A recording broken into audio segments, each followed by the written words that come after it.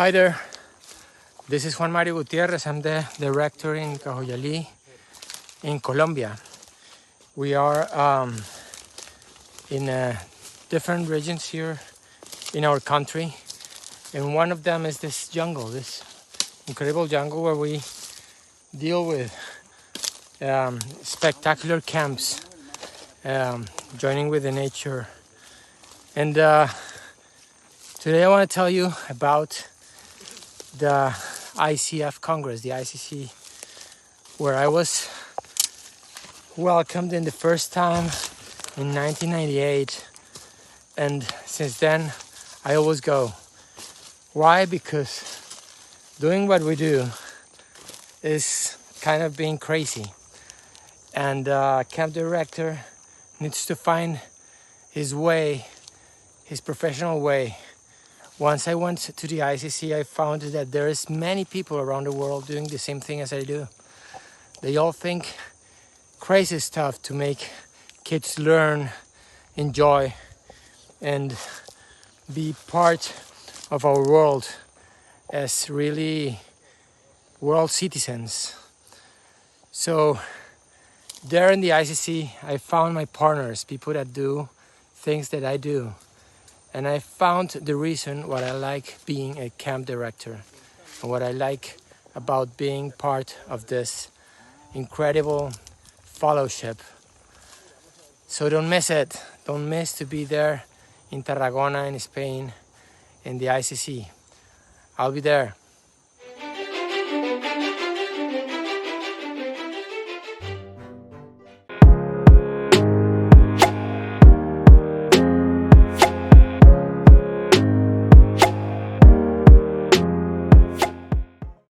Welcome, everybody, and welcome to another ICF Academy evening. Tonight, we are going on a camp tour. Simo, you can put up the slides when you're ready. I am looking forward to introducing some of our presenters tonight. I'm one of them. My name is Gabrielle, and we also have Gwen in the chats for those that have some questions, so feel free to go there. Tonight, we're joined with us by John Jorgenson, or Jorgi, Ursula Lavin, and Jessica Lajude. I'm adding my French accent to that. Hopefully that sounds okay to both of you. And we have two surprise guests for this evening. Next slide, please, Simon.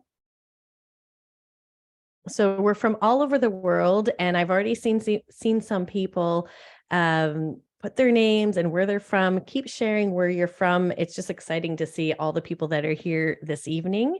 And here are a couple of housekeepings for today. Now, our workshop this evening is approximately 90 minutes. In the tradition of our ICF Academy, we'll probably go over a little bit. So make sure that you take some breaks if you need it, get something to drink, go to the washroom, say hi to your pet, whatever that looks like for you. Also, please remember to mute while we are presenting. And it's helpful to have the speaker view clicked so that this way the people that are speaking are really at the focal point of the presentations.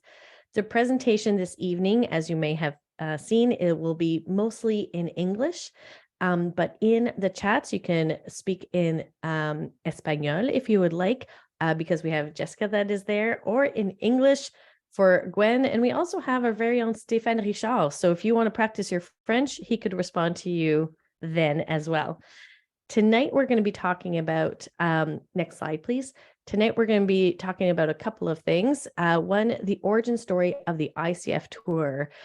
This is such a special part of ICF, is being able to see other people's camps and get inspired. So what's the origin story? An actual study tour, step-by-step, how to participate, camps in Mexico, the evolution of what's going on in Mexico with our camps, ICF Camp Study Tour with Camp Santa Ursula in Mexico, so the actual video. And then we'll be joining back together with some final thoughts, as well as we have two panelists that will be joining us to be talking about standards and how standards work in different parts of the world. Next slide, please. So to kick it off, I'd like to invite my good buddy, my pal, John Jorgenson, past ICF president, my mentor, thanks to camp enthusiasts, and one of the people that have had the brainchild of these camp tours. Jorgi, why don't you join me?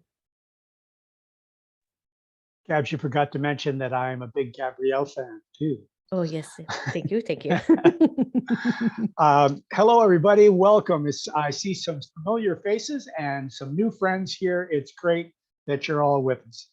As Gabs has said, this camp study tour idea came to me and to several of us as we travel around to different places and then come home.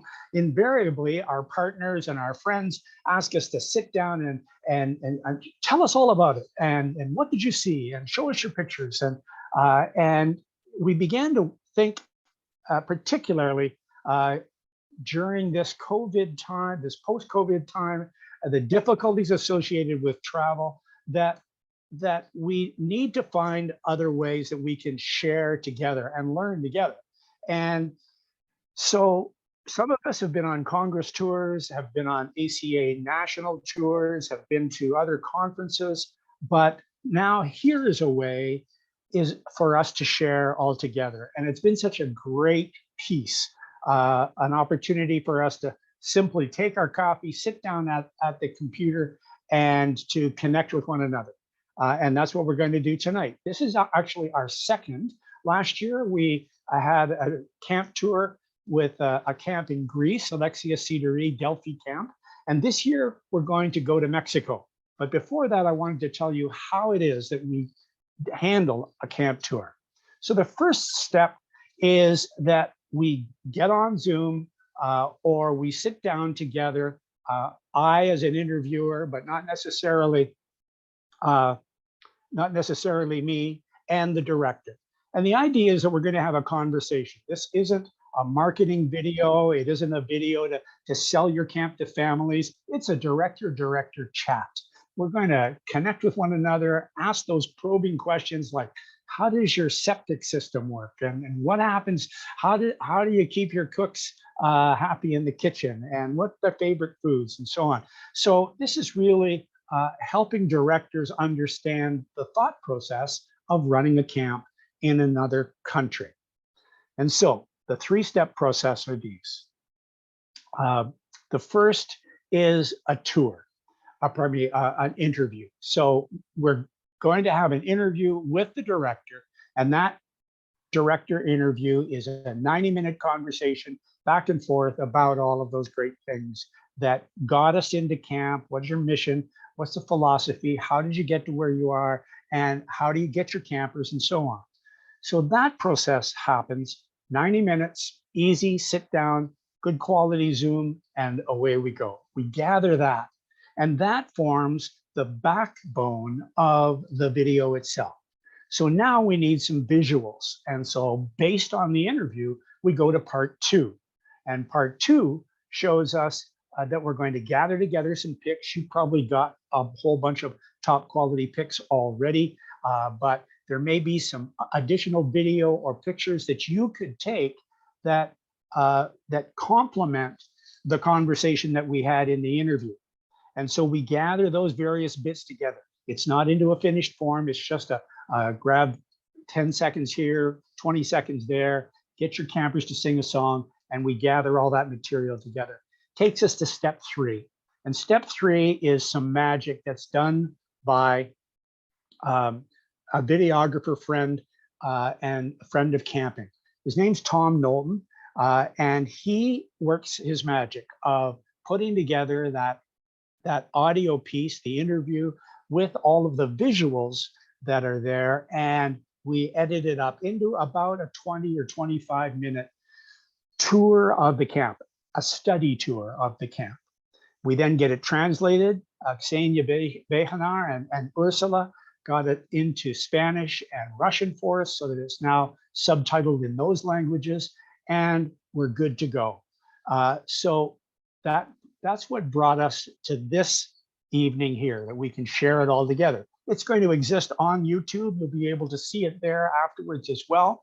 But This is part of our inaugural, I think the Oscars the Academy Awards were just announced today, and this will certainly qualify. So with that, we are ready to go on a head out onto a tour. But the first thing we want to do is learn a little bit more about camps in Mexico. And Gabs is going to help us with that. Thanks. And I do believe it's entered the short list for the Oscars. So you're completely right about that. I think what's wonderful right now about this presentation is that before we delve right into the tour, we get to hear a little bit more about the context of camps in Mexico. And so I'd like to invite my new best friend, Jessica, also president of the Mexican Camp Association, to the stage. Welcome, Jessica. Thank you, Gabs, and thank you, everyone. It's really nice to be here with you, and thank you to all the members of the Mexican Camping Association that are here right now. Well, we would like to tell you about how the Mexican Camping Association works and how the camps in Mexico work as private companies, and also if we can go on with the next slide, Simon, please. We are going to show you a video that was made during the pandemics. It's a really nice video. It has subtitles so that you can understand. So please enjoy.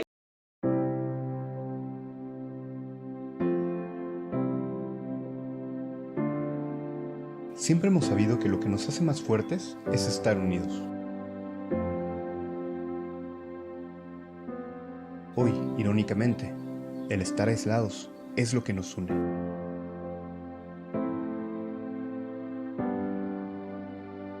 Debemos ahora poner nuestro mayor esfuerzo para que pronto podamos estar juntos una vez más. En este momento, estamos viviendo una prueba más que nos ha puesto la vida. Una prueba dura, llena de incertidumbre, que nos tomó por sorpresa. Calma. Hoy tenemos la oportunidad de desacelerar nuestras vidas y voltear a ver a nuestro alrededor. Recordar una vez más lo que realmente importa. Hoy más que nunca nos damos cuenta lo valioso que es poder convivir con la gente que queremos. Hoy más que nunca anhelamos compartir experiencias, logros, momentos que por más simples que parezcan, ahora nos damos cuenta lo significativos que son para nuestras vidas. Hoy más que nunca sabemos que no podemos dar por sentado nada de lo que la vida nos ofrece. Ni siquiera el simple hecho de poder salir con libertad de nuestras casas.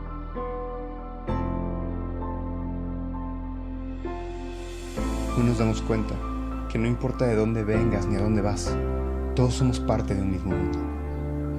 Hoy ya no es igual que ayer. Hoy el mundo está cambiando y nos está llamando la atención. Hoy, más que nunca, necesitamos volver a los valores más humanos.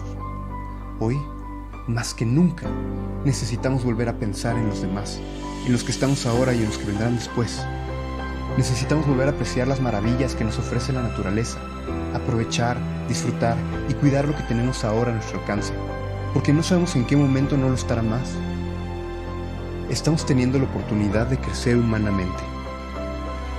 Aunque la vida nos ponga obstáculos, por más difíciles que parezcan, no bajemos los brazos. No estamos solos. Siempre vendrán tiempos mejores.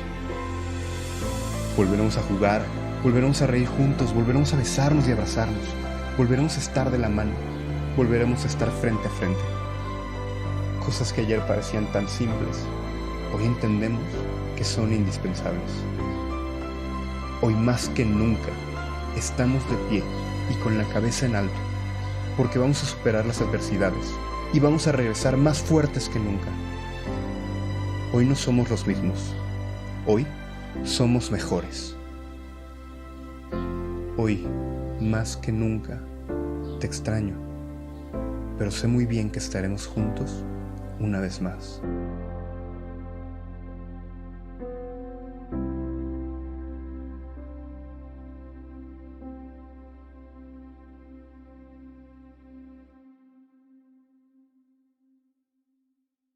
Yes, it was a As you could see, when we received in the Mexican Camping Association this video, after such a long time with no camps, or probably just a small amount of camps during a year, it was such a heartwarming, and it was really, really nice. So, well, let us tell you a little bit about the Mexican Camping Association. So if we could go to the next slide, please.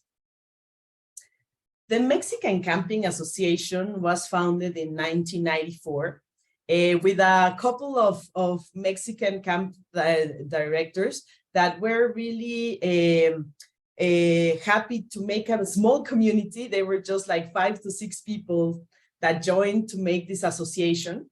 On 2015, we were approximately 25 members. And nowadays we are 42 members and growing every day, because there is a lot of camps that want to join right now to the Mexican Camping Association because of all the good work that we have been doing in the past years with our ex-president, Pablo Casas, that is over there, and also with all the team of the board and also all the people that are now in the committee. So we are really happy with that. If we could go to the next slide, please. So there are 3 kinds of memberships in the Mexican Camping Association. The first one are operators. The ones are companies that organize camps, field trips, or day camps. Then we have another kind of memberships that are campsites, which are locations where operators can use to do the camps. And there is another one that are operators, owners of their own campsite. So we have these 3 kinds of memberships. If we can go to the next slide, please. So we have a distribution of all these different campsites and camps all over Mexico. But if you can see, the biggest amount of camps, they go and they settle, or they have their activities in the center of the country. So we're trying now to engage some other companies that are in the north part and also in the south part, but also the Mexican Camping Association has made a lot of noise, so that some people from the south and north are calling us to become part also of the Mexican Camping Association. So we're really happy with that.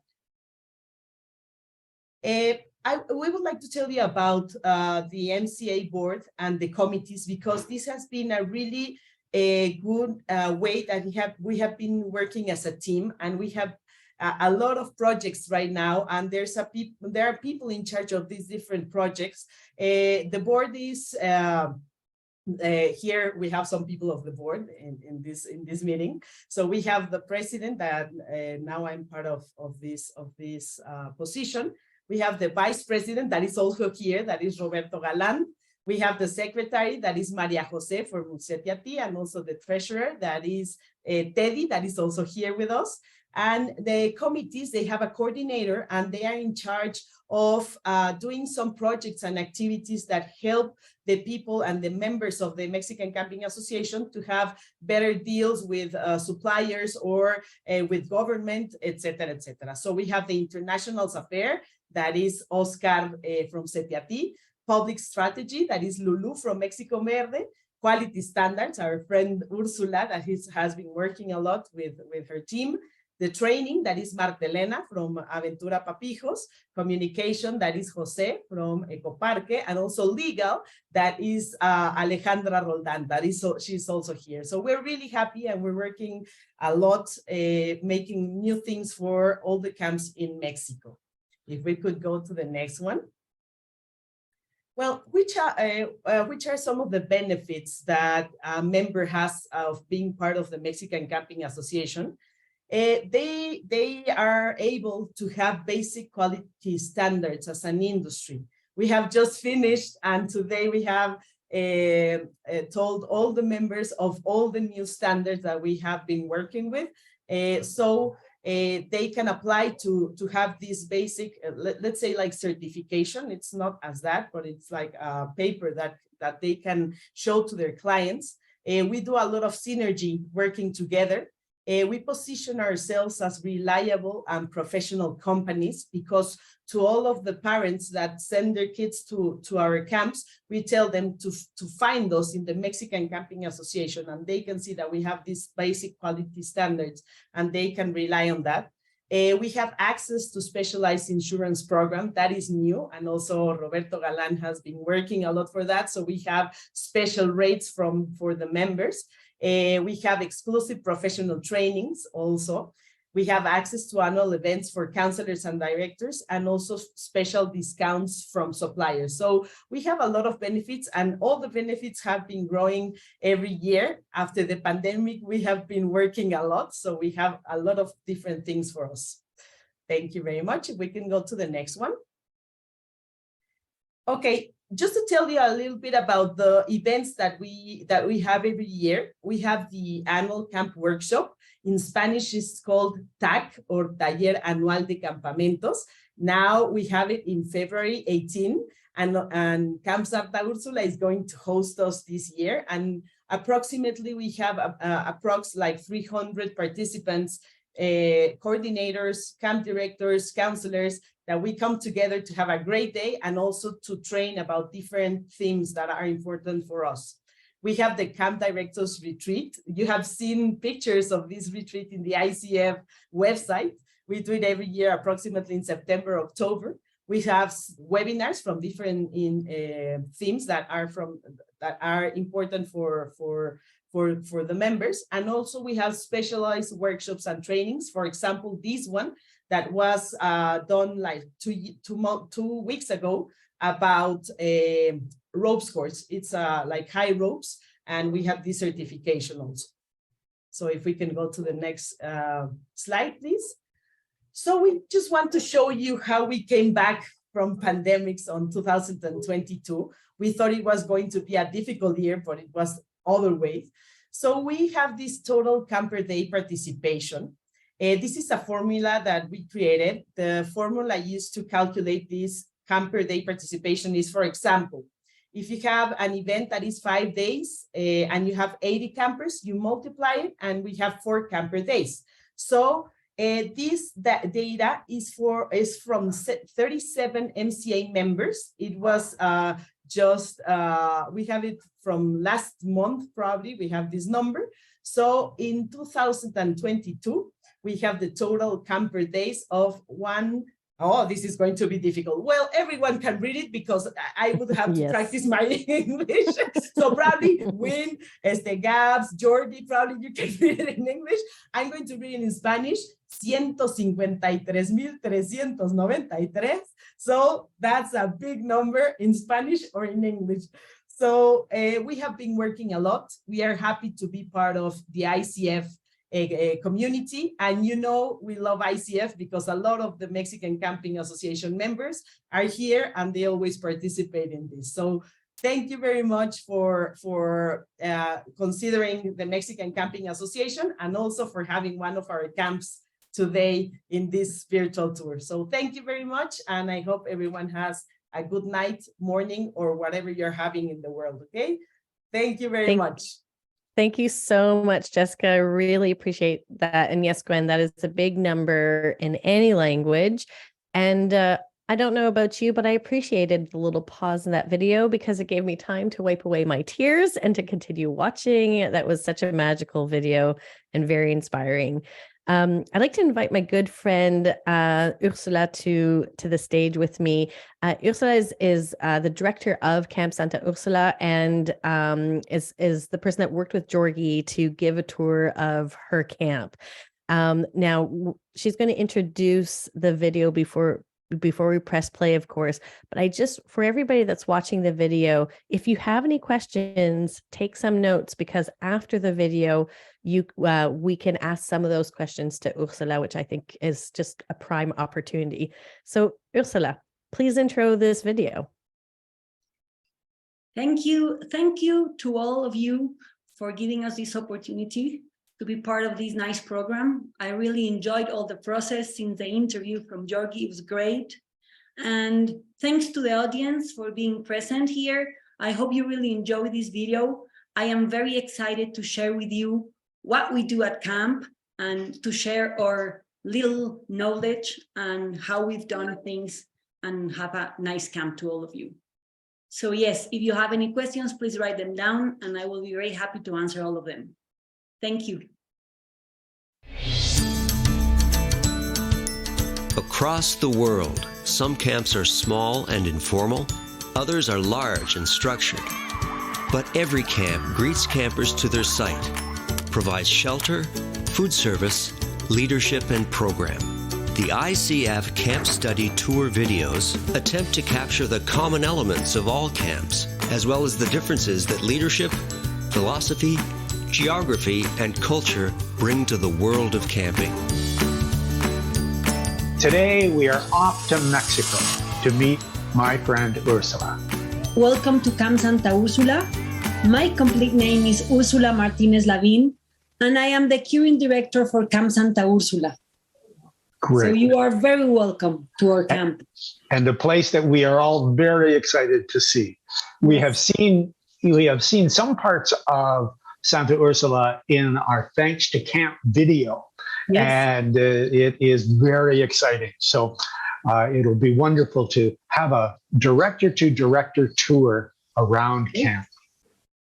But let's start with your tour, your journey. Can you tell us, how did you get to the chair and to the camp where you are now? What has your camp life been?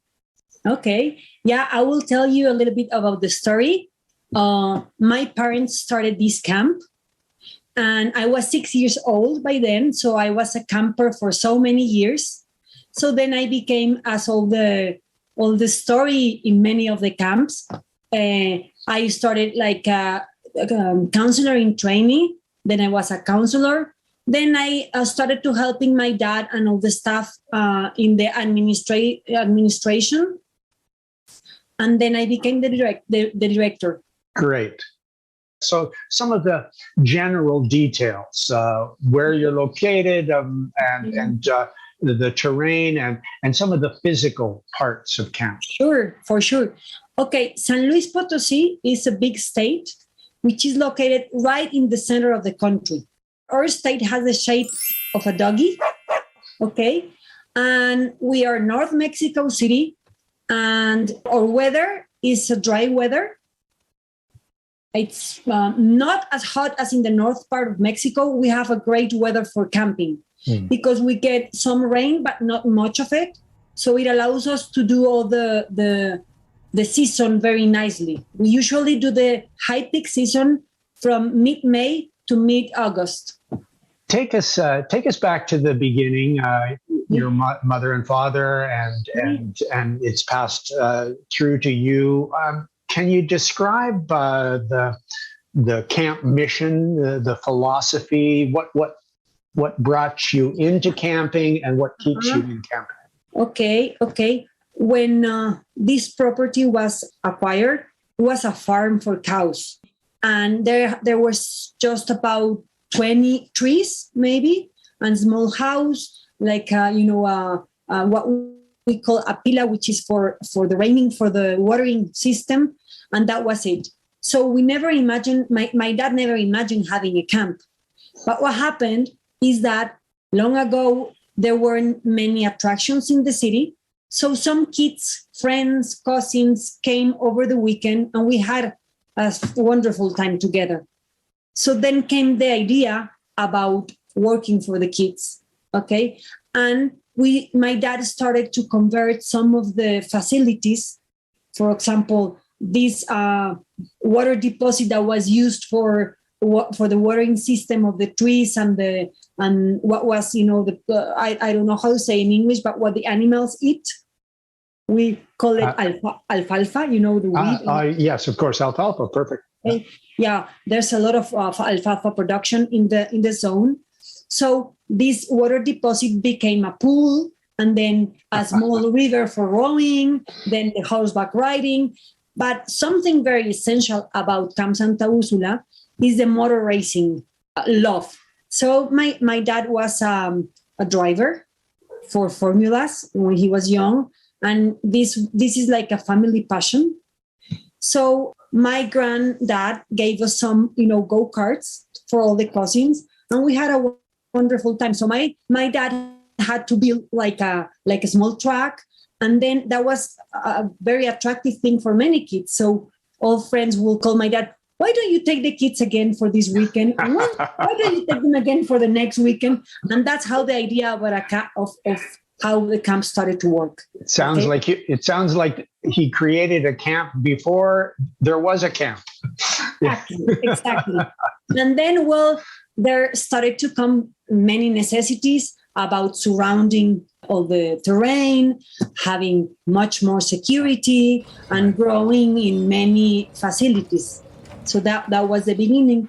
So we were founded on 1979, and say about half of the time my dad was the director, and half of the time with my mom, and half of the time I've been the director. And of course, our mission is to create the best experiences, okay? We need to create fun experiences, formative experiences, but most of all, memorable experiences for everyone that visits us. And it has to be in a unique place, okay? It sounds like it's a unique place at Santa Ursula. Yeah. But the real mission after this is creating a better society for Mexico. Okay? That's what we all wish for, isn't it? That we are really preparing children not to be in camp, but to be in society. To make it like a more conscious society, concerned about nature, about well-being for everybody, and that's the real mission. No, we achieve it through these great experiences. Okay, I'm very excited to go on our little tour of camp. But can we start at the front gate? Or does it start in the city? How am I going to arrive at camp? We always start in the door of the camp. Okay, we usually don't include any transportation to the camp. Every children. So before the pandemic, we used to go to the airport and pick some children that their parents could not take to the door. Okay, but that usually it's an arrangement that every family has to do. It's something we don't get in charge of. Okay, so we receive children in the gate.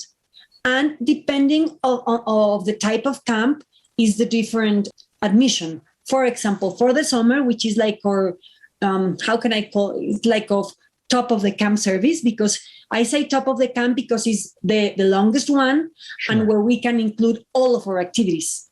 Okay. So families arrive to the door and we do a camp tour.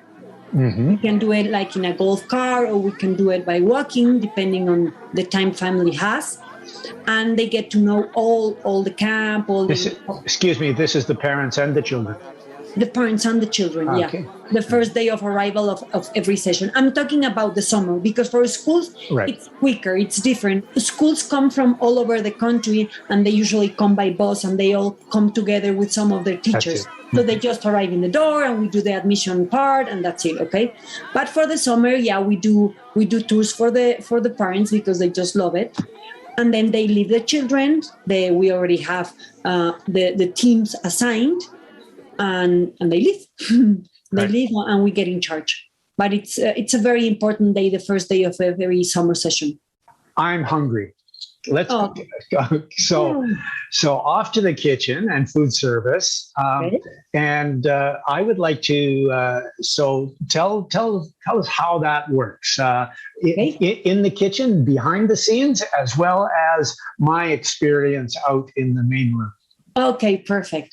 Well, behind the scenes, we have a chef, and like a major chef. Then we have like a bread chef, a dessert chef. The food at camp is real good. It's really, really good. One of our strong parts of camp is the food. Children really love it. Okay. So behind the scenes, we have about 20 people working in the kitchen, and what children get in turns. It's a buffet serving. Okay. So they get in turns. By teams, they pass, they put their meals, and they sit in the table. In the kitchen, in the dining room, there's a lot of things going on, because we have like a Mexican night, an Italian night. Every meal is different. We have like some like movie nights, and so everybody has to dress up, and there's always a lot of fun things going on. Okay, so once you have your meal, you have to go and put your plates, and then plates are washed, and after you can go to have some rest time after the meals. Great. All right. So, what is my favorite meal at camp, or what are some of the meals that are most popular? Well, you know, children love pizza. Children love pizza, but there is Japanese food. The Japanese night is very well accepted among everybody. And something very special about Camp Santa Ursula is we have a Mexican bread called concha, which looks like a shell, like a seashell. It's got like kind of, very fine sugar on the top, making the form of a shell. And it's very traditional in Mexico, but the bread here in Santa Ursula is homemade. So the conchas is something everybody likes. So it's like something very favorite for all the children. Okay. That's great. But is it a sweet? Is it a dessert? Yeah, it's sweet. Yeah, it's sweet bread. Great. It's not a dessert, but we usually serve it in the breakfast or in the dinner. Take us through the daytime. What are some of the daytime activities and the way the daytime routine will work? Sure. Okay, so wake up time is 8:00 in the morning. They have to clean cabins, rooms, because everything is a competition and everything can gain points to your team. Okay.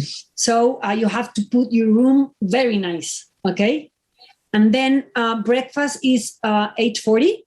So we go into breakfast by blocks, and we have to go singing and see which blocks gets the better cheers and everything, no? And then, as I said, after each meal, we have some time to rest, go brush teeth and everything.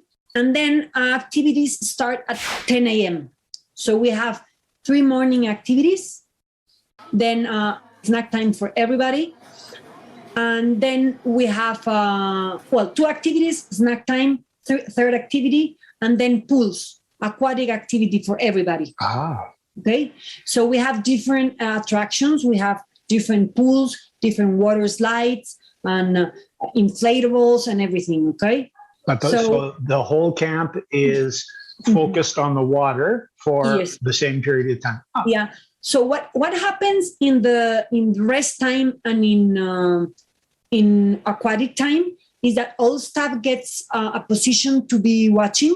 We have a guard role, and they know their position. So every children can go to one or another pool. Okay, and then children that don't want to get into the water, they have other options of activities, the playroom or some workshops, etc. Right. Okay. Then comes lunchtime. For us in Mexico, lunchtime is usually later than you. We usually have lunch at 2:15. Okay. After lunch comes an absolute time. Absolute time, we got that word from a Russian camp. In the school camps, it's rest time for about 30-40 minutes. They go into the rooms, they have a talk, they have like a very not very dynamic activity. They can have some, games, some painting, but it's time to be with your team. To talk about the day, to see what's going good, what can be better, etc. It's like a relaxed time, okay?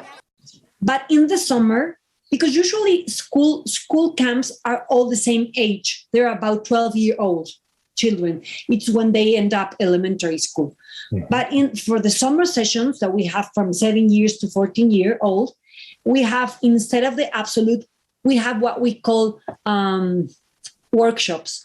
And that you don't have to be with your team. You don't have to be with the elephants all the time. Okay. You give a previous to camp, you give these options, and they enroll in what they like. For example, these workshops, we have gymnastics, we have painting, we have mechanics in the go-karts, we have more specialized climbing, we have more specialized cycling, for example. What other? we have photograph, we have different, very nice workshops. So you go, maybe in a workshop, you can be with children from the different blocks, okay? Mm-hmm. And after, yeah. We have something similar here that we call interest groups. And so you are really going to pursue the thing that interests you. And then other people that are interested in those things, you'll meet them there. As you say, they'll be older and younger and boys and girls. How do you choose? Can I go anywhere? All our registration is online. So you get the options. So previous to camp, you get it. And there's a limited space. So if it's full, then you get another option. Got it. And we do, as usually the summer sessions are 2 weeks long. 1 week it's a workshop. And then the second week, you can choose a different one. Mm-hmm. Okay. Got it. There's some of them that you should stay the whole 2 weeks.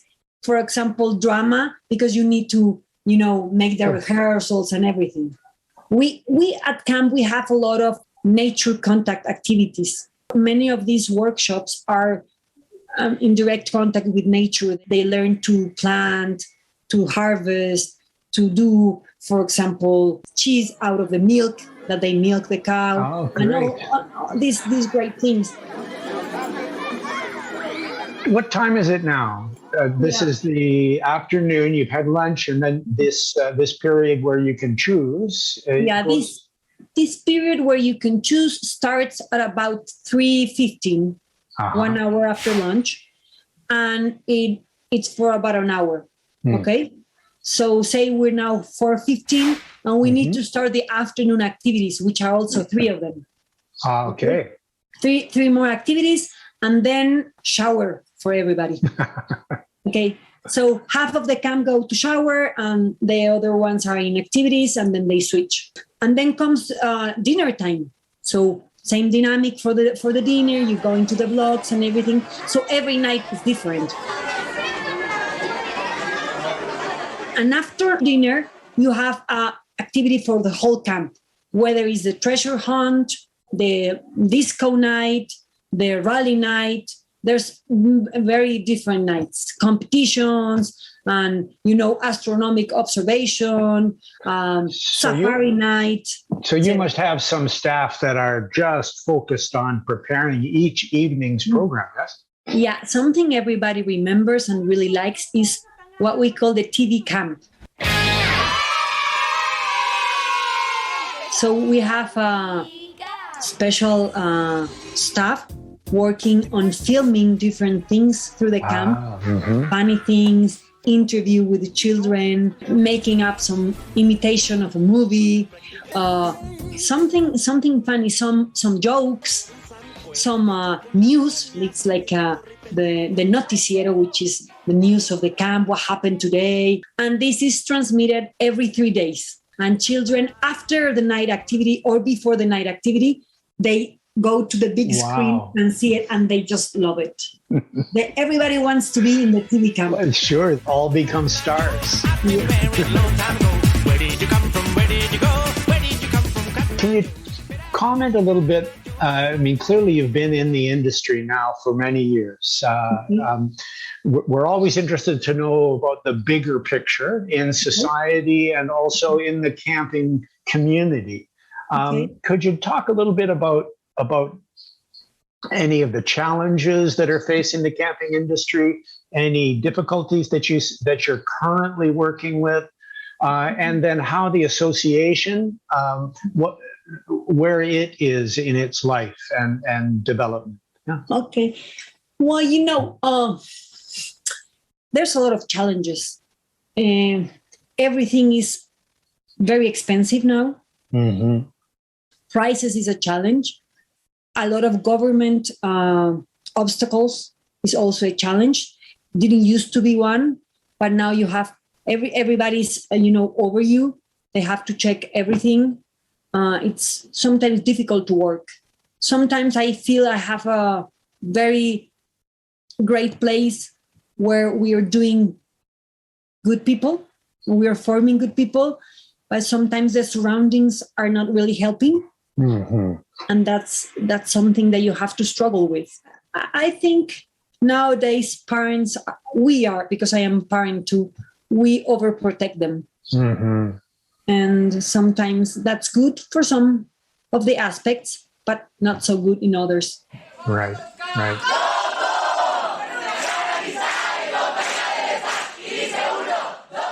How about this? Can you speak a little bit about the camp movement, the camp industry, and hopes for the next few years? Yeah, sure. We've become closer and stronger as the Mexican Camp Association. We really support each other. And I think one of our hopes is to do industry more professional through standards. That's a real hope. Every year there's new camps, but they're not very well established. So we've been developing advanced standards for camps. And we would like that all camps can meet with these standards, or with most of them. Because some camps work very, very hard in doing quality services and providing great experiences. The more we are all involved in this, and the more camps want this, I think it would be easier. And in Mexico, camp industry, it's not at all recognized by law, by government. Wow. So we would like, or hope is to become stronger, and that they look at us as they can look at schools as a real need for children. We had to teach government who we are and what we work for. Right. It's very different. For example, sometimes I enter some, town halls from the ACA, and it's incredible how the White House is behind them with all these, COVID protocols. I hope we could have some support like that. Mm-hmm. But it's us that have to do the protocols, and it's us that have to teach how to do things. But we never lose hope. I think camps will always be camps. I think camps are more necessary than ever. And I think people understand that. And the sooner or later, government should understand and support this movement. I'm right with you. Mm-hmm. Great idea. You and I have met through various camp meetings, but first and foremost through the ICF, the International Camping Fellowship. Mm-hmm. How did you get involved? How did that start for you? I'm grateful that it happened, but I'd love to hear. Sure, had to be through the Mexican Camping Association. I think that was the link to you. Of course, the ICC was in Mexico in 2005. Exactly. But by then we were already members, because I remember having our logo. I remember it too. In fact, I have done a small seminar on how many camps in Mexico have the ICF logo on their staff shirts. And I remember yours very well. Yes. So that was in 95, and we were already members. So the first contact, I really don't remember how it was, but we are very proud. Yeah. We love it. And then we met our friend Valerie, and that strengthened everything with the interchange of staff and also children. We had 5 or 6 children from Russia that came 2 years ago. That was great. And then we had staff 2 years. And we really love this interchange. Yes. Now we have staff interested in going to Russia this year. We already have 2 or 3 of them. And I hope this keeps growing and growing and getting strong. Indeed. Well, this has been wonderful. I will dream of my next trip to come to Santa Ursula, to have conchas and to watch TV camp, and to drive in the go-kart, and to ride on the flying fox. Perfect. Okay. You will be very welcome. Always welcome. Thank you very much. All the Jorgi. best. Muchas gracias. Goodbye. Bye-bye.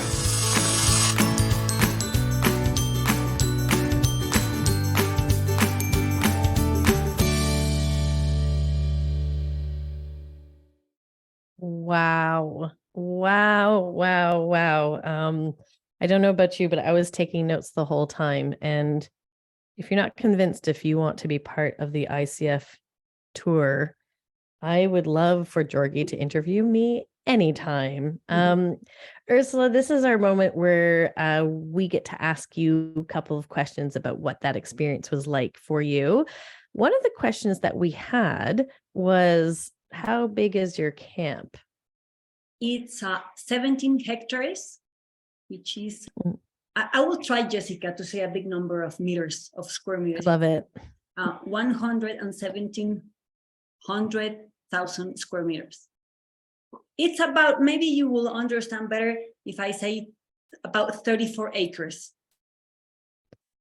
That sounds fairly large. It's pretty wonderful. I also have, for me, special memories of Mexico and ICF because I did my ICDC course in Mexico in 2005. So for me, it's very special because I had obviously the ICDC course that informed me, but there was the energy of the Mexican camp directors that were around. For you, with international, ICF and the influence that it's had on camps, what are some things that you hope that Mexico brings to other countries? I think that the ICF and the AMC, the Mexican Camping Association, has really achieved the goal of bringing us together.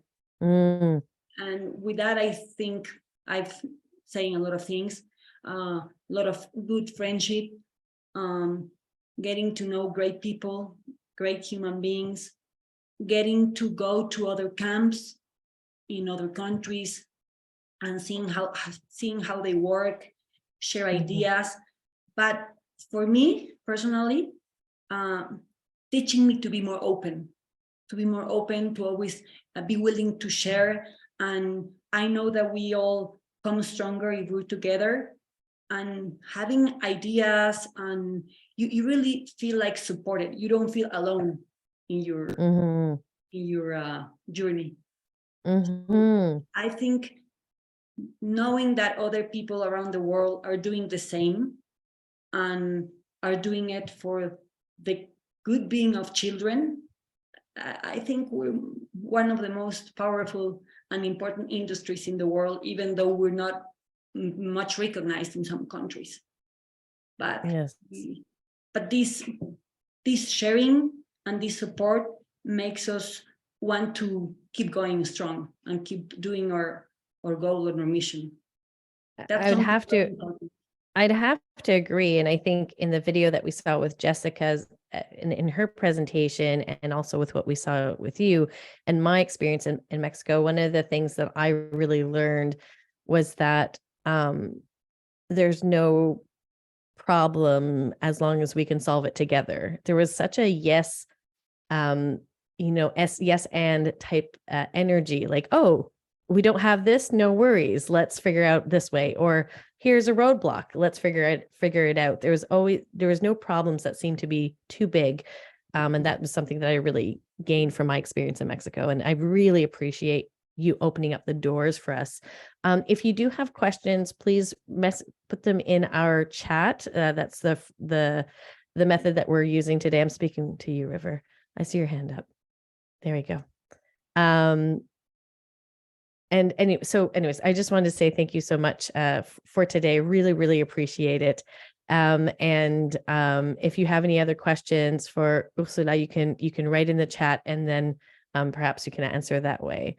Oh, here we have a general question. There's a good question by Gwen. Oh, there's a good question by Gwen. Thank you. The first step that you can take to help the government pay attention to camps. Did you get that, Ursula? Okay, can you repeat that question, please? Yeah, so the question is, what are some first steps that we can take with the government so that they can support camps? Well, here in Mexico, about maybe 7 years ago, there was a committee that there used to be like a norms in Mexico, like government rules, that was designed from the designed by the government for camping, but not organized camps, but camping, like, you know, where you can go and put a fire with a tent. And that was the only regulation that existed by then. So the Mexican Camping Association made a big effort to have a lot of meetings with the government, with the tourism secretary, and trying to explain how we work. So this norm, this law, no, it's not a law, but it's like a norm, and this rule was updated with what we do as camp. So I think that was a first step. I understand, I know there's also some government camps, but they don't really are like overnight camps, they're just day camps. So I think you have to, like, to, you know, we say in Mexico, picar piedra, you have to insist, and make your own rules and present them to the government. For example, just today we were talking about doing a new course for high ropes. Okay. There's only about two courses that are recognized by government, and they're not really designed for camps. They're designed for like high ropes, working in heights in the industry. So if we come together, if we become to be more members, they see us stronger, and then they can like give us a chance to show them and propose them rules that they can recognize, and that then they can regulate us all. That's like an approach of it. And it sounds like coming together is one of the most important things. As we come together, then we can approach the government. I love that. Last question, and River, thank you so much for asking this question. It's a question about competition. That, you know, not all camps are using competition, and the question is, how do you divide you know, camps into teams, and how do you prepare your staff vis-a-vis like competition? That's a great question, and I like it. Yeah.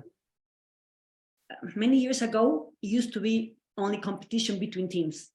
And it's funny when I talk about this, because when I was a camper, we had teams, and in a team we were about 5 children, no? And we were from all ages. And that was done with the purpose of having every team very competitive. So all teams could be like equal and balanced and could compete among all the other teams. Nowadays, we divide teams by ages. So we usually have 3 big blocks at camp, which are the little ones, the medium ones, and the big ones. We call them pecoretes, medianetes, and granduletes. Love it. So there's competition only between, like, for example, a soccer match, all the sports, their competition between them, and so they're gaining points. And at the end of the camp, whoever gained more points, and not only in competing on sports, but on who makes the best friends, who has the rooms more clean, who's been. I mean, there's a lot of aspects that are being like evaluated. So at the end of the camp, of course, there's a prize night where we give some medals for the best team. But there's another very important thing. Sometimes we've noticed that this competition is kind of, like rough. So what we do, we created something that's called the fraternities. So what we do is each team has the name of an animal. For example, elephants compete against antelopes. Okay, and children get to understand that they have to make teamwork to be able to be the best team. But for example, in the team of elefantes, half of them belong to Orsa and the other half belong to Volta, which are like the fraternities. So there's special days of having like great events, Forsas and Voltas, and that's very nice, because even though the children get to understand that when they're elephants, they come together, but but they can also be from 2 different fraternities. So that gives like a very different spirit to the camp, and it's great. I am not against competition. I love it. I think that brings a very high dynamic spirit into camp. They keep children motivated, and it's never a competition to really fight. It's always a competition to become friends, and we achieve it. So there's no idea how we train staff the same way I'm explaining you. The main goal is to have harmony into the camp, and that everyone has a great time, and that's the goal of all the staff. Sometimes staff get very competitive, and we try to balance that with other kind of activities. I love it. I mean, there's just a lot of passion, and that's what I'm hearing. We need to do, I think every director is passionate. What do we do? Yes. Like very creative ways too. Thank you so much. And River, thank you so much for that question. Very valuable. Again, Ursula, thank you for the work that you did with Jorgi. It's a treat, and it's a gift that you're gifting to the rest of us. So once again, thank you so much. We are going to be shifting gears, and we have two very special guests that are joining us today in a panel discussion. So I'd like to invite Stephane and Joel to the room. All right, here we go. We got Joel. Stephane will be popping in just a second. How's it going, Joel? Good, Gabs. How are you? Oh, doing great. And Stephane, welcome. Hello. Nice seeing you, both of you. Oh, it's nice seeing both of you as well. And now, just before we start with our panel discussion, I'll start with Joel. Can you give us a little background on who you are? Why are you here? Yeah, sure. Hello, everybody. It's been great to catch that presentation and that video, Ursula. That camp looks amazing. If you want to get there, looks incredible. And yeah, hello, friends all around the world. Really keen to always be at meetings like these. Hopefully we can do more of them in person, and I'm really excited about the ICC in Spain. So hopefully we see all of you there in real life, and we're really looking forward to it. So a bit about me. I live in Australia, grew up in New Zealand before moving here, and been involved in the camping community for about the last 12, 13 years of my life. Had positions on the boards of the Australian Camp Association, work with government on a whole range of different projects, and yeah, just really passionate about, enabling as many young people from all walks of life to get into these amazing, incredible outdoor adventurous experiences. So preaching to, the choir here, I guess we all do it for many different reasons, but beneath it all is that. And yeah, today I've been asked to just come online and share, I guess, my experiences in a particular subject matter, and yeah, really keen to hear from you, answer any questions you may have about Australia, about what we do down here, about camp, and yeah, just keen to have a chat. So great to be here. Thanks so much, Joel. Really appreciate it. And you, Stephane, tell us a little bit about yourself. Sure. Always a pleasure seeing all of you, new friends, old friends, and soon to be new old friends. I got in camping about 25 years ago as a camp counselor, and have been strongly, I guess, involved since then. The majority of my camping career was focused on overnight camp for children living with chronic illness, special needs, disability, as well as we were doing some camps for adults. So I did that for about almost 17 years of my camping career. And then over the last 5 years, I started a camp consulting business focusing on helping non-for-profits and private camps in Canada and in the world help building the business. So other than that, I've been involved for the better part of a decade now with the Canadian Camping Association. I am now the past president of the Canadian Camping Association, and have been in a lot of conversation with governments and standards over the years. So very happy to be able to share kind of our realities of standards and how we've proceeded to kind of build our standards model in Canada.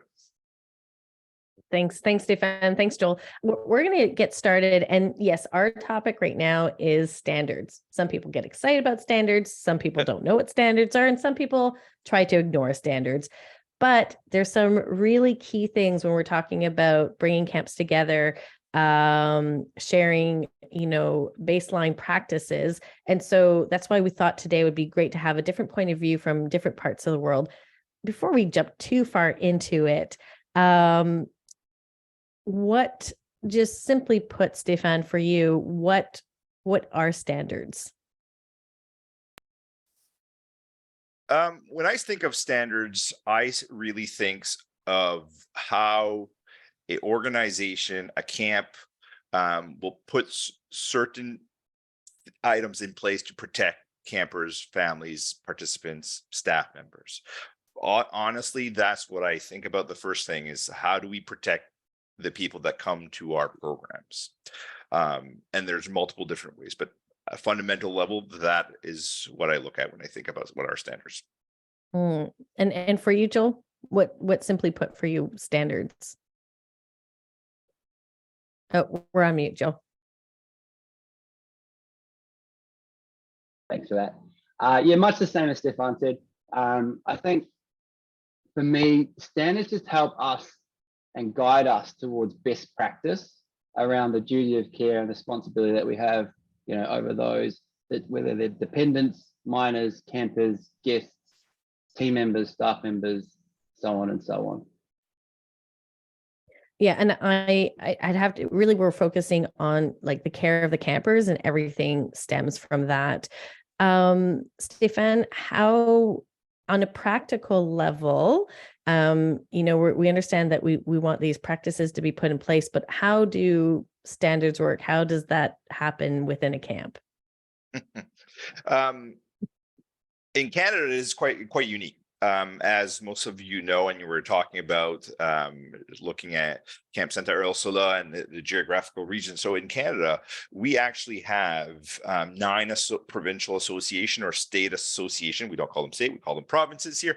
And every single one of them are under the National Association, but the National Association doesn't create standards. The provincial bodies are the one creating standards, because it's alignment with what I would consider our state government, where a lot of the regulations are coming from. So we've designed a model that allows the individual provinces or associations. So every single province might have a little bit of a different set of standards. The core standards and the themes are the same if you were to look at all 9 of the association. How a camp works towards them is essentially, you get your standards and you look at the operational items that you need to cover as a fundamental level on how to operate your business and how to safely operate your programs. So you go through the process, and then in our cases, we kind of have individual from the association that will come down and do a standard visit. So in certain cases, it's a peer-to-peer visit. So camp professionals visiting camp professionals to go through the standard.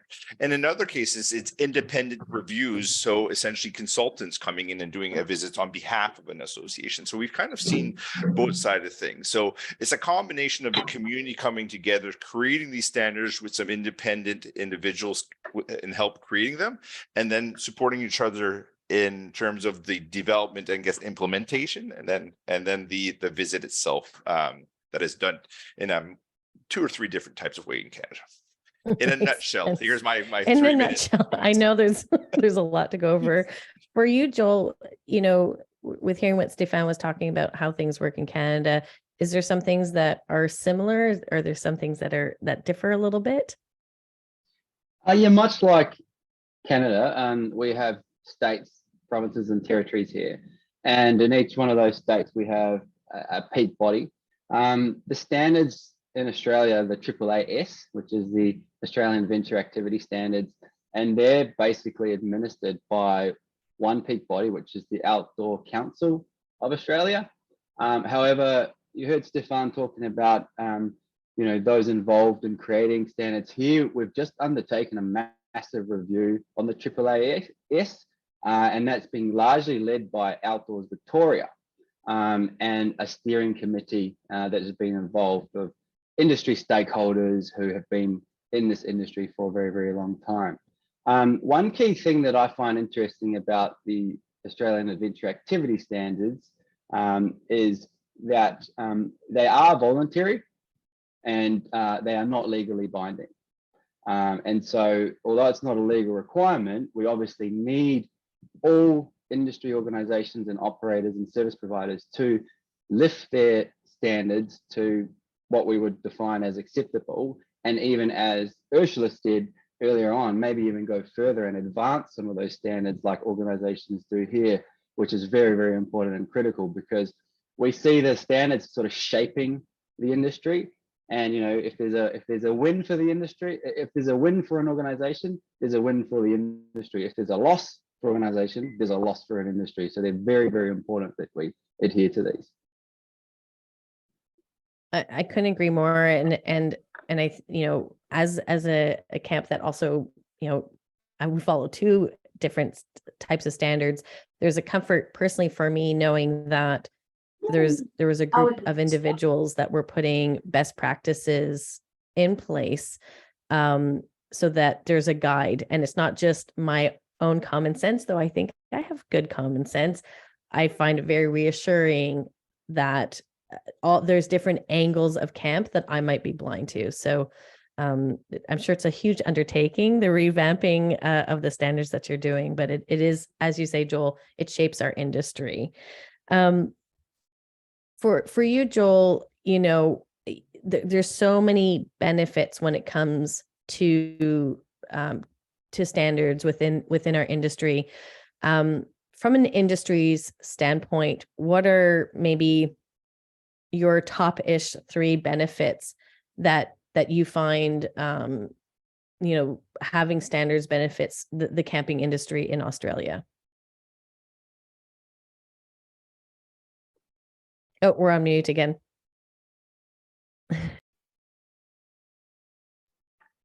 Look, yeah, that's a really good question. I think from a personal point of view, I've launched, started, and ran a couple of sort of new entrant camp and activity providers over the last 8 years. So obviously coming from that new business point of view, in those early days, it was really critical for me to try to tick as many boxes as possible as we're creating this new idea and bringing this new organization into the camping industry. And one thing that we just didn't leave out at all, or we doubled down on, in fact, was making sure that we were operating to best practice. Because when you're starting a new organization, you got 100 kids multiplying to 1,000 kids a year, 1,000 into 3,000, then all of a sudden you're a 10,000 a year participant business in Australia.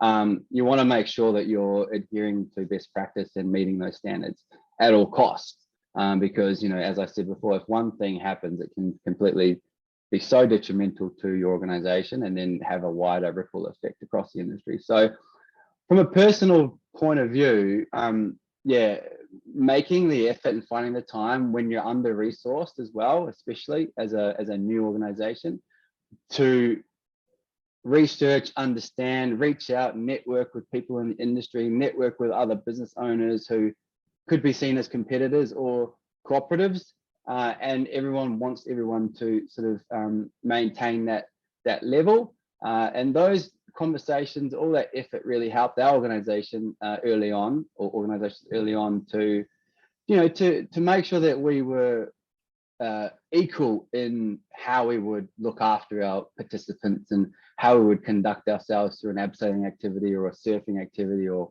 whatever it might be. And so to answer that question maybe in a roundabout way, is that they've been so critical to us. Then from an industry point of view, as we've shaped and developed and molded them going forward, which is still not finalized completely at the moment, it's just good to see the amount of interest and take up there is across these standards, because we have one other major framework down here, which is the accreditation program, which I'm happy to talk to a little bit later on. So I hope that answers your question, Kath.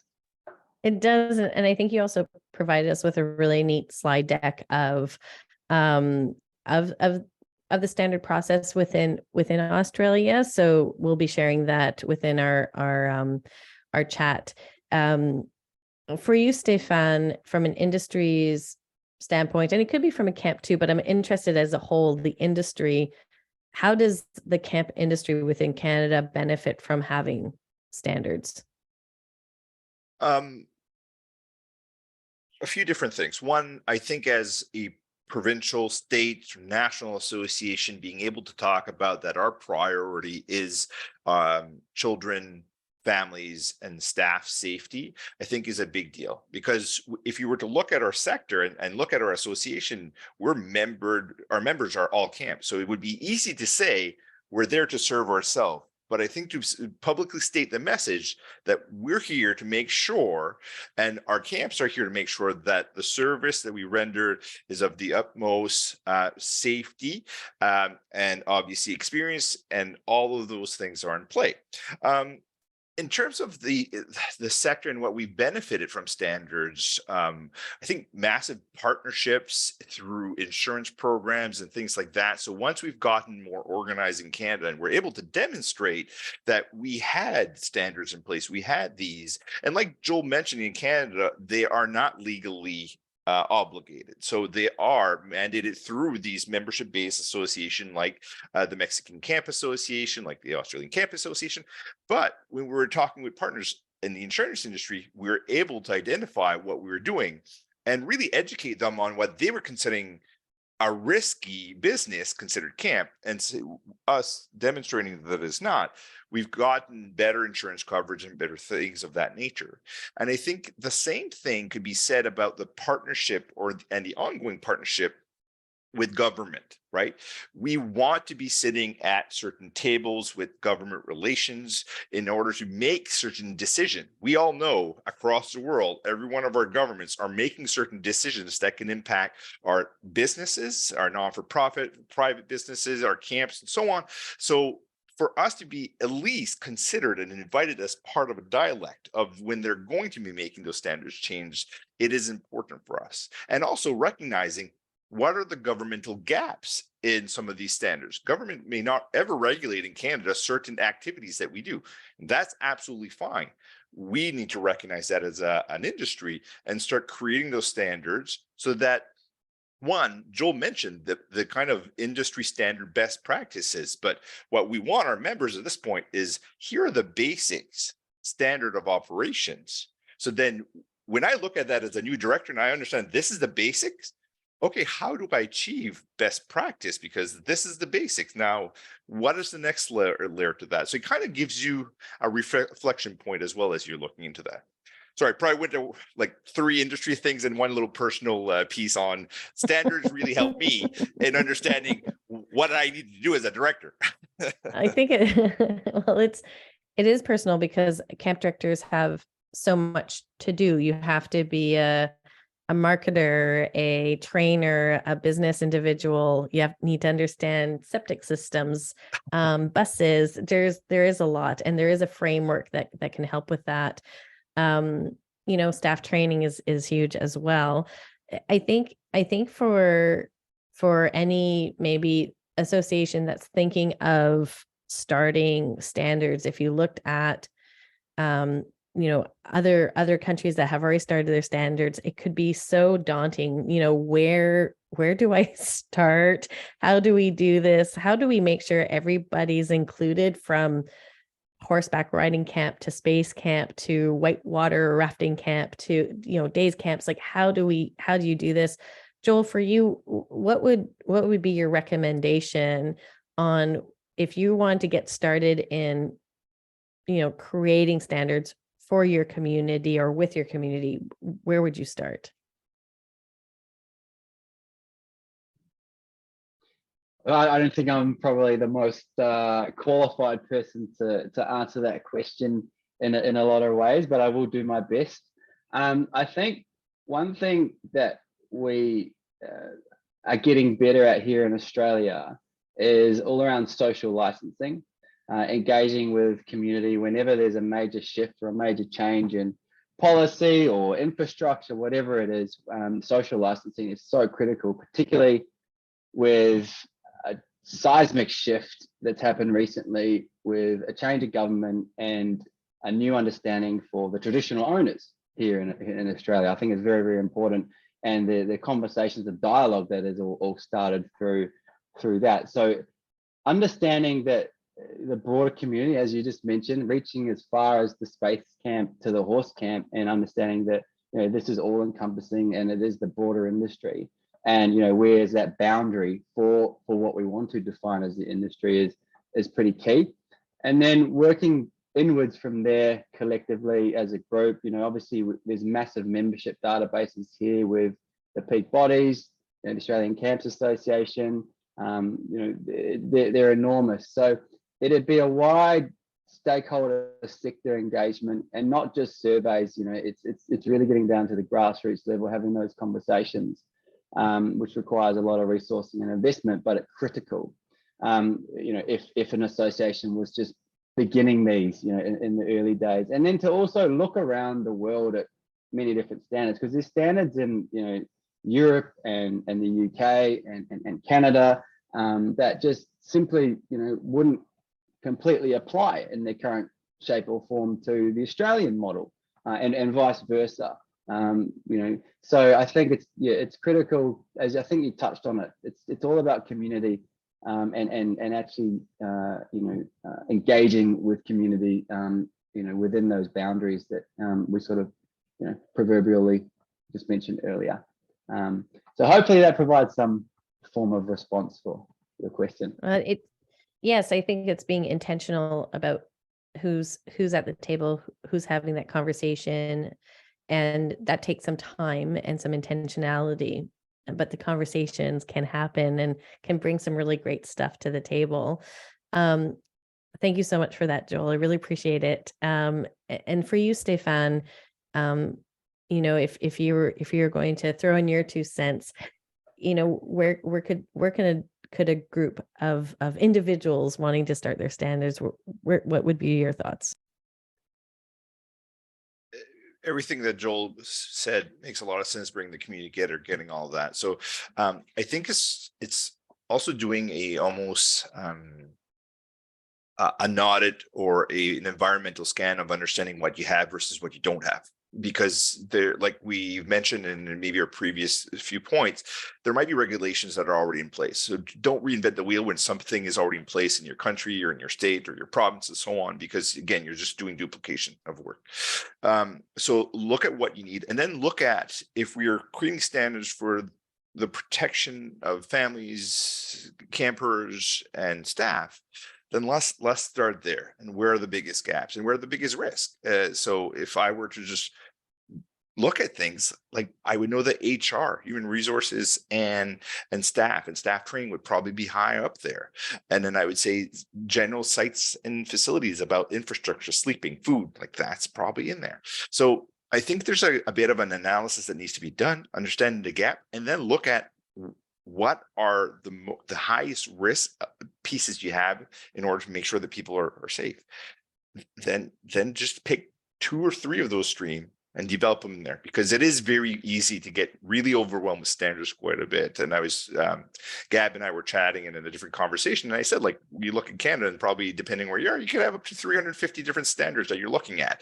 And if somebody's gone from no standards to 350, it's going to be overwhelming exercise. So start at a place that you're hitting what I would say the biggest components, the 80% of the items that are creating the biggest problems, and create standards around those type of themes. It's wise words. Start small, build from there. I often try to do all of it at once. It's advice that I could use in my everyday, is starting small and then build from there. I think also what I appreciated from what you were both saying is that we need to center the clients, the kids, the families at the core of this, their emotional safety, their physical safety. And if we're focusing on that the entire time when we're looking at our best practices or baseline practices, if you will, you can't go wrong. You know, before we wrap up, I think that some countries and organizations already have standards that are government placed in. Where's the camp voice in that? What is there a necessity to have standards from a camp point of view, or if a government has sort of taken, said, here are the standards? Stephane, what do you think about that? Yes, I think it is important to have a camp voice. I think as we've all experienced in potentially different parts of the world, governments will put in the standards. Now, some of them we may agree with, some of them we may not agree with. We've seen this in Canada, and we've had to advocate because the standard did not fit the mold that we would consider our overnight camp program or day camp program. So we've had to educate government on how we operate. So I think those government type standards do make sense, but we need to be part of the discussion. We need to be there. And at the same time, I think it's an opportunity for us to educate them on the reality of operation. It's one thing to theoretically them create standards, but if they have no operational experience or people sitting in our team with operational experience, there's a significant gap because we are not a school in a certain, in the general sense of it. We're not under some of those kind of government institutions, and being regulated in a certain way just creates a uneducated process and an uneducated kind of standards for this. So I think, yes, I would completely agree that we need to recognize, be part of those conversations to help educate and formalize what is best for our community. And at the same time, understand where the gaps are, because you may have 3 or 4 government departments with different set of regulations that are hitting camps in different points, but we may have gray areas that no one's looking at that we have to identify as a sector. Yes, that's very true. We could have probably a week-long seminar on this, and we wouldn't be able to get through. So I appreciate that we're going through things very quickly.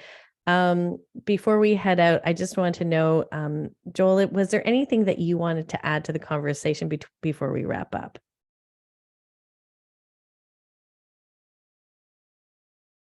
We're on mute. This is my new favorite game. Joel, we're on mute. Yeah, so I went through COVID in about 1,000 Zoom meetings every year, and now I'm out of practice because it just hasn't been like that. Especially it's summer in Australia right now, so it's very warm, and we're spending all our time outside, not on screens. But it's great to be here today, obviously.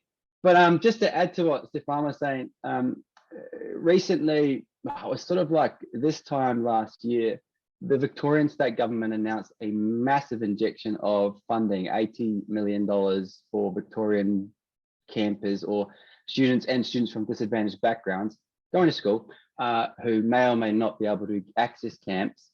Those funds were delivered to the peak bodies here to administer getting as many students out onto camps. Now, when we talk about discussions and being at the table in the room with government, that was largely led by a group of industry leaders, not so much the peak bodies. The peak bodies were also involved, but one of the backbones of that was representing to the government, the state government, that there were a set of standards, national standards behind this discussion we were having.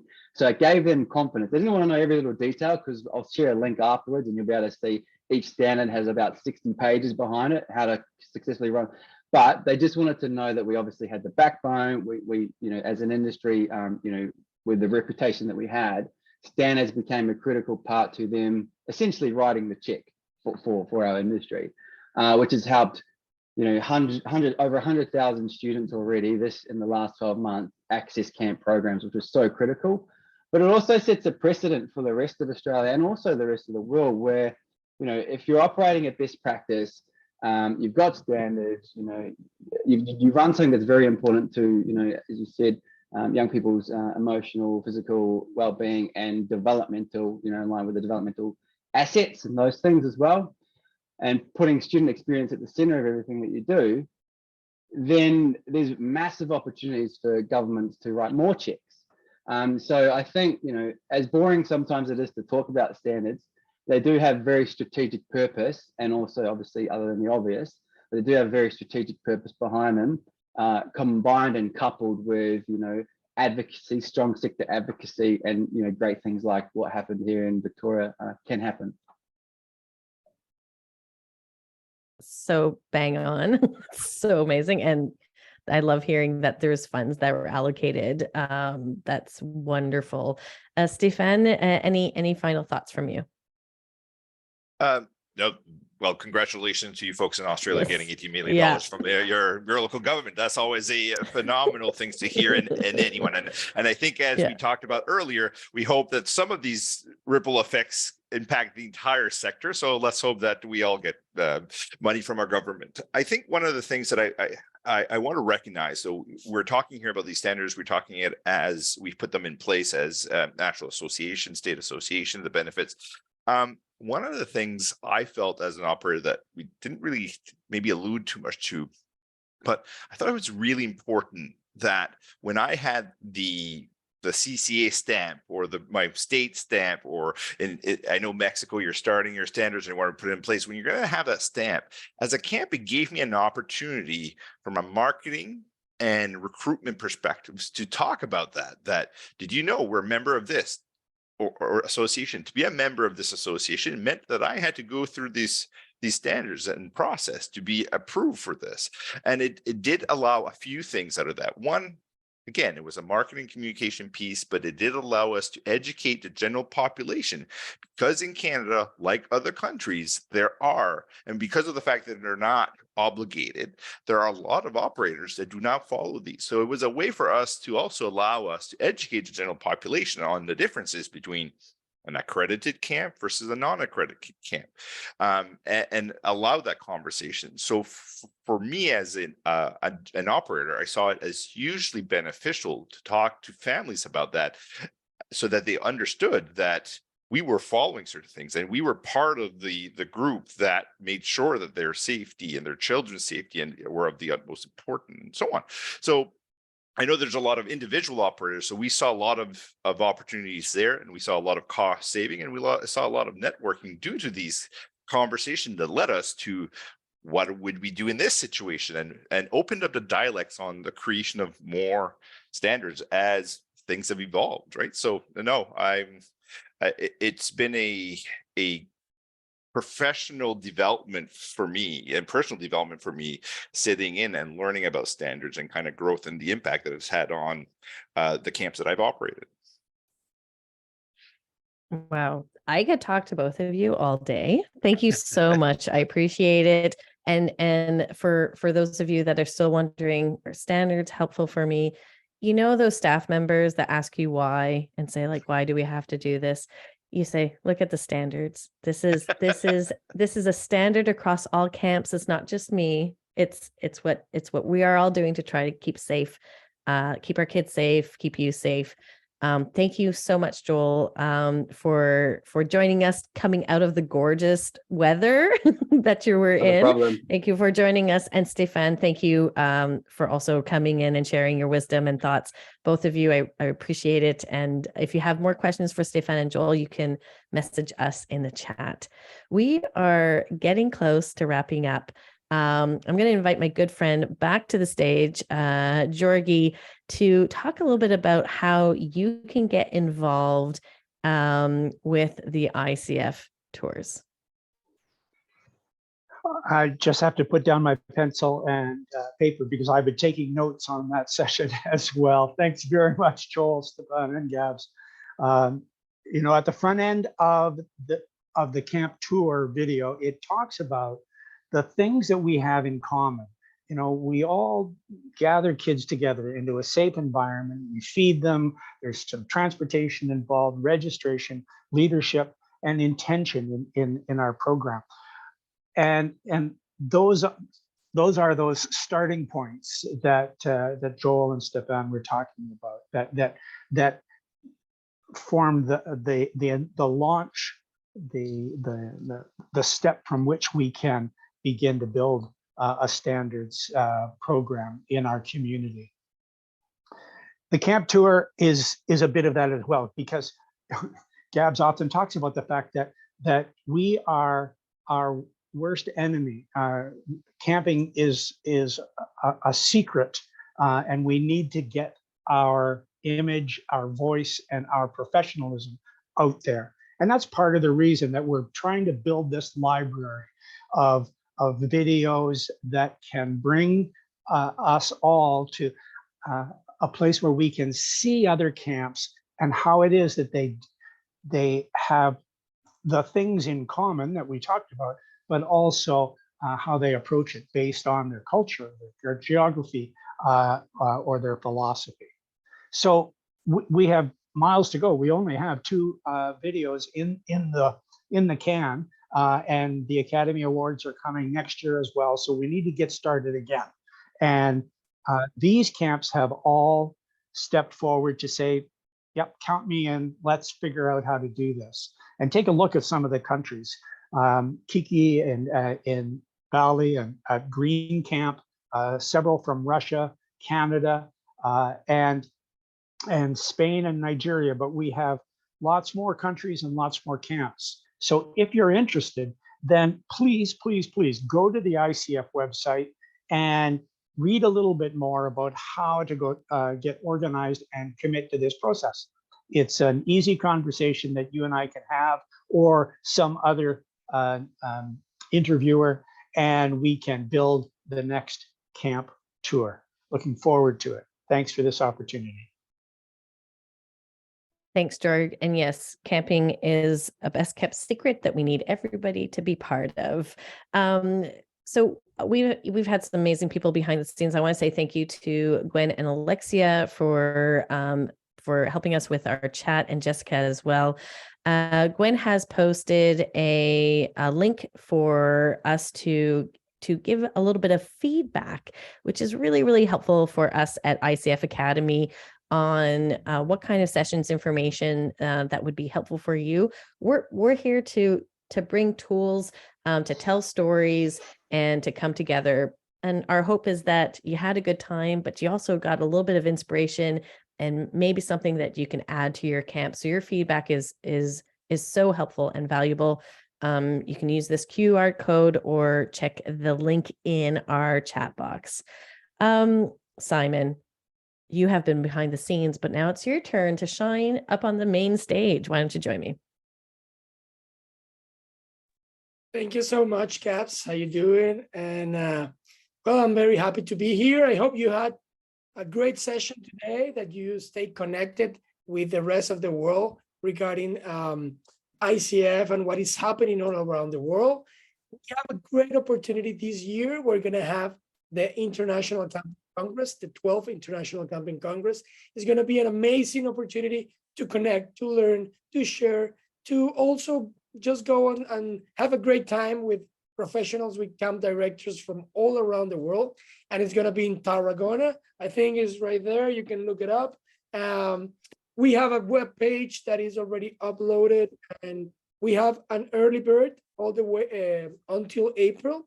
So you can pay at a discounted price. You can bring all your family, friends, your camp staff if you are the camp director, or if you are the staff in the camp, please ask your camp director to send you to Tarragona to the 12th International Camping Congress. What ICF does? Well, the ICF helps connect people. We showcase a little bit of what's happening right now with Joel, with Stephane, and of course, what we've been doing today with Jessica explaining about the Mexican Camp Association, and Ursula showing us her camp, her amazing facilities and program. This is what ICF does, so you can learn and you can connect with other professionals from all around the world. Please get engaged with your country ambassador or your regional ambassador. It depends on if the country has an ambassador, and if not, please just let us know through the ICF webpage. Alexia is always managing everything. She's actually here, even though it's 3 a.m. in Brussels. And if not, you can also connect with me through the ICF webpage. We have our emails right there. Please follow us on social media. And I hope you had a great night if you are in the western part of the world, and a great morning or midday if you are in the eastern part of the world. This has been an amazing session. Thank you so much to Gabs, to Jorgi especially, because he's the father of this idea, the camp tours, which is, as you've seen, and a very, very big undertaking, and it's fantastic. So thank you so much for joining us. Gwen Powell has been managing, and she is our coach behind the scenes. And of course, Alexia Sideri. Without her, we will not be here because she is always working so hard. I'm right now on behalf of Fari, our ICF president right here, and on behalf of the ICF, the ICC organizing committee. So please join us, connect, be ready to learn and share. Back to you, Gabs. Thanks. And you know what? You did such a great description. So if you wouldn't mind just clicking ahead, because a lot of what you said is just right there available. ICC 2023, Tarragona. It's going to be a magical time. We don't want to miss that early bird registration. There's also, if you do follow us, please follow us on YouTube and Instagram, Facebook, because myself, my good friend Alexia are doing videos to help you through the process. And we can go to the next slide as well to check out our newsletter.